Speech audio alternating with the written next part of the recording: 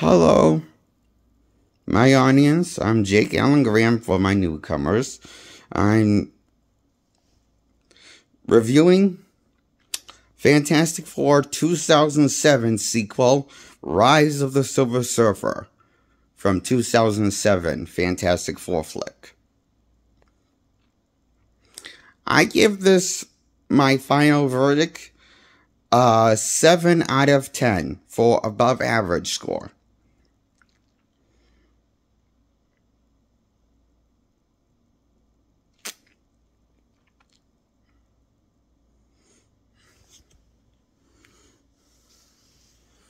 Before I talk about the movie itself, I want to talk about the trailer to this movie. When I first saw the trailer to this movie, my first thoughts were that the Fantastic Four movie sequel looks like it's trying to be a bit edgy, but not for the love of the source material. It looks like it's trying to be edgy just for the sake of it, just because they can get more money off of people. If they make the Fantastic Four more darker stories and edgy and more mature, instead of, being a love letter to the source material like the first one was. This one felt like at first it was going to try to be really edgy and action-packed based off the trailer. Like, the trailer made it look like it was going to be The Dark Knight, which to me was the wrong tone for the Fantastic Four. Which is why I didn't want to see this, and didn't see this until after it flopped in theaters. Once I saw it in theaters as a kid in 2007, because I saw the trailer, this looked too grim for the Fantastic Four, Marvel's first family. It looked kind of bleak and grim and depressing compared to what the first one was like of the movie, and all source material that Jack Kirby and Stan Lee worked on. The tone just felt wrong for the Fantastic Four, so I was worried going in it was going to be the Dark Knight of movies for the Fantastic Four with the tone and style. But I was surprised to be relieved. It's more of a similar, faithful sequel than you would expect based off the trailer. The trailer's a bit misleading, thinking that the Surfer is going to be the main. The trailer's a bit misleading, making you think that the movie's going to have way too much of the Silver Surfer and not enough of the main four that the film was marketed around of the first movie. Of the Fantastic Four. Luckily, there's plenty of the Fantastic Four in the movie. But however, the movie falls flat once the four find out that they're going to disband after Sue and Reed get married. Because they want to have a kid and a life together, and that means no superhero business, ideally for a kid to be not being so they're going to disband the Fantastic Four after the wedding. They have to get married and stuff. And they talked about, Sue and Reeve talked about and discussed it together without letting Johnny and Grimm know, Ben Grimm. And Johnny overhears and tells the news to Ben Grimm, and just says, we're going to have to try to work on renaming the team if this is going to be the two of us.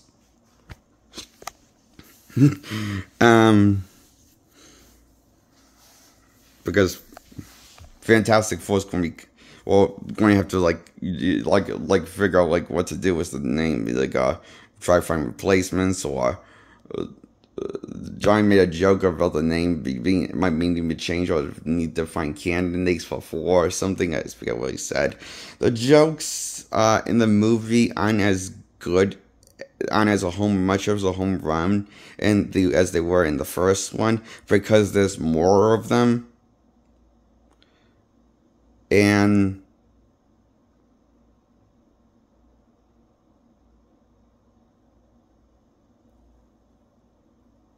this movie sequel goes for more tongue-in-cheek, but also tries to be darker than more mature than the 2005 one was trying to be, was bringing Galactus and the Silver Surfer in the picture and making that the main threat and working with Doctor Doom, only for Doom to betray them and steal the Surfer's board and wanting to take over the universe himself. And steal Surfer's board. And Surfer saves Susan Storm after she gets impaled and uses his voodoo magic power of the Surfer magic after he calls to the board without saying the line, "To me, my board." It was explained in the commentary they thought of having the Surfer say his line, "To me, my board," but realized but to keep it more grounded, they realized they don't want him to say that. So they wanted him to just show that, as opposed to "me, my board," without saying "to me, my board." Like he does in the comics and in the Silver Surfer anime series. "To me, my board," he says. That's his catchphrase when he calls to the board.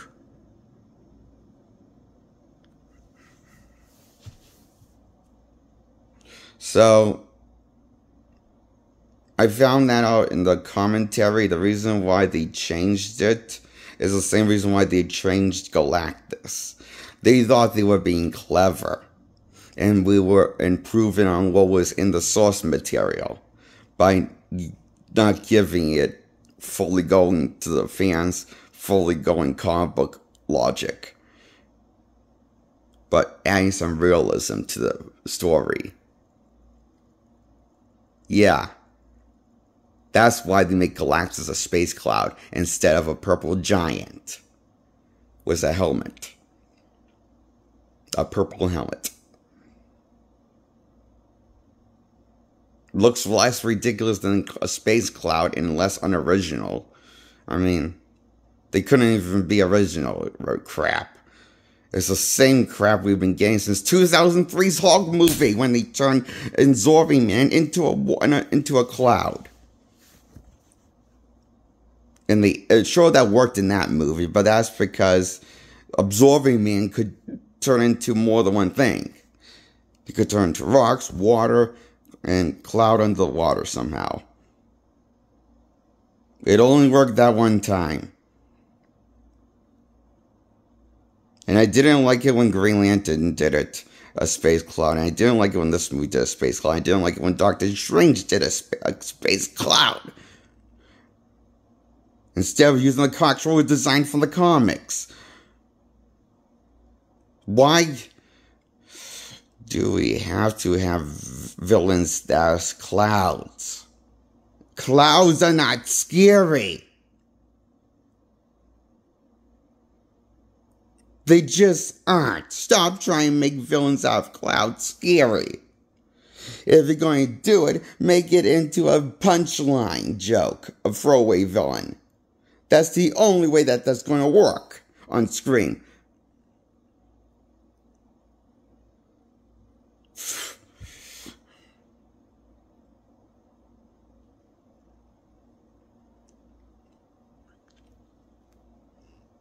Don't worry, the Fantastic Four don't disband. By the end of the movie, they realize they're going to have a life together while also staying together as the Four.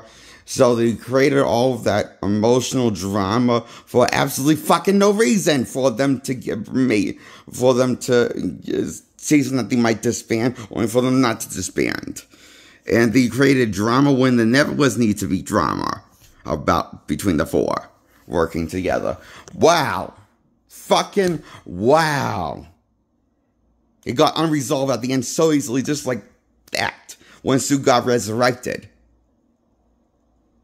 from the Surfer.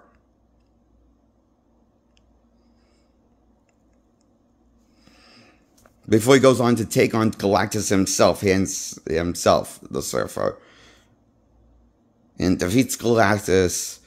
And you think he's dead, but no. There's a post. If you say to the post, there's the tease at the end that he's alive, the surfer, and he calls his board and he flies, and it so teases his standalone film may come by Fox. But it never happened. It teased a standalone surfer film, but never happened. That Fox was going to work towards. Or maybe it was going to work towards a third Fantastic Four movie.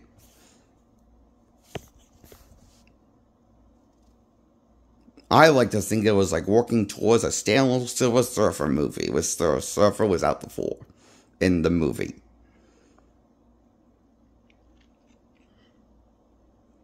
But we'll never know what happened, what the plans were, because, you know, the rights went back to Marvel, and now it's Marvel's turn to take the crack out of the four, see if they can make the money a bankable name, because this was the Fantastic Four movie that stopped making money.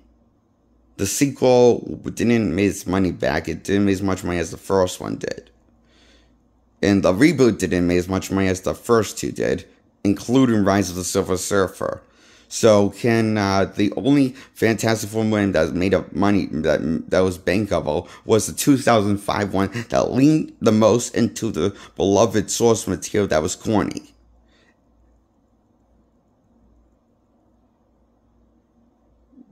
And didn't really exactly play for laughs, but didn't play it straight either. It played for a bit of both. I've loved for the four of the source about the four of the source material from Fantastic Four. And that's why I love the first one, but the sequel is a mess of a story. But like The Amazing Spider-Man 2 is trying to do too many things with too many characters, too much unnecessary drama goes to that gets unresolved by the end of the movie and feels rushed. The movie does. The entire flick does. Feels rushed like the Spider-Man 2 with Andrew Garfield starring and Emma Stone.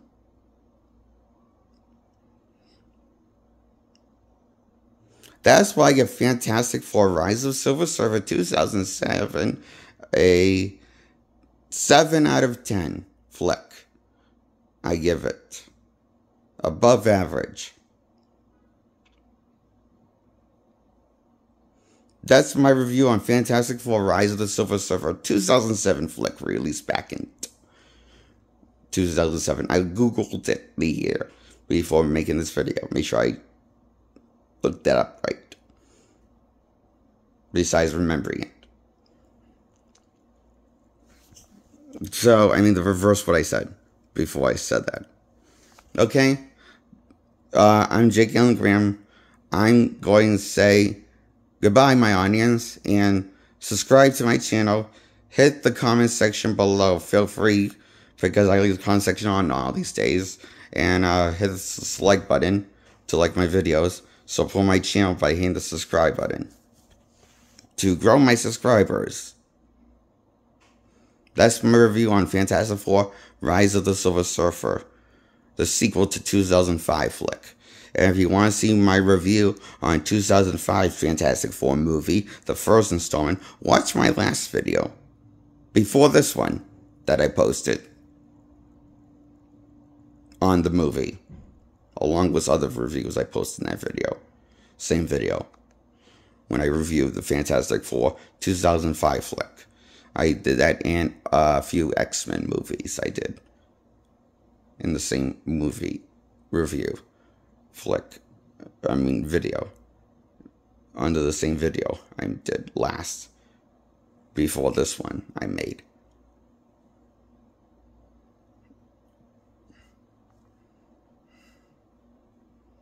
So check out that one. If you want to check out my review on Fantastic Four 2005, check out my last video. Please, feel free. Goodbye, my audience. Good night. Good morning, where I am. It's a little after morning. Probably after midnight, but it's early morning. So it's both alright. Bit dark out, so before sunrise. it is right now. So, where I am when I made this video. Bye. Going to upload this video now.